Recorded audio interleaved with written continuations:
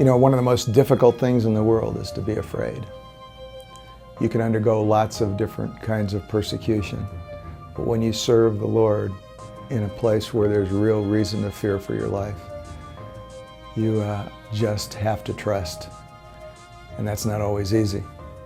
I remember when I was under fire in Beirut, we were caught between two warring factions of Islamic fighters in Beirut, Lebanon.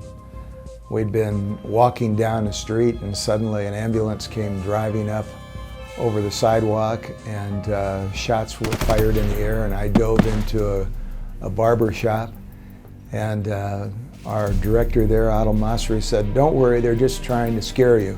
And I said, "Well, I'm afraid." That night we were trying to have a meeting with Henry Allen to set up distribution of the film in the Middle East. And we couldn't get the meeting together because there was so much fighting going on. And there were mercenaries in our hotel, and they were walking around with Kalashnikov rifles.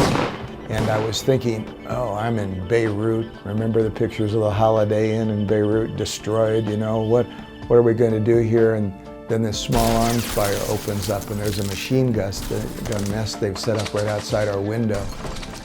And I thought, you know, we better go in the bathroom and we'll get in the tub, so we'll be.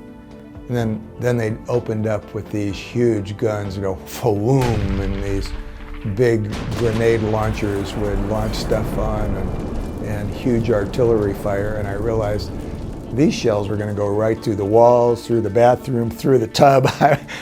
And here I was on the floor with Adel, and we were both confessing our sins and thinking, should I call my wife? Should I call Kathy? I said, don't worry, but I'm here being shelled.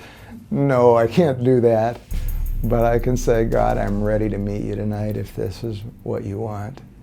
And I mean, there have been other times when we were with the Maasai Wars, we're met with spears against our chest. Who are you? Why are you here? And not having an interpreter that speaks English. And I'm trying to stall for time, but I'm the one that has the spears by my throat. So there have been times when only the grace of God has saved my life, and I'm aware of that.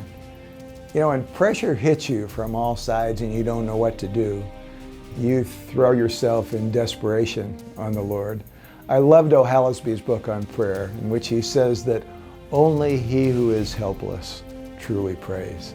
And sometimes our growth comes when we get to the area where we just don't have any other choice but to rely on God.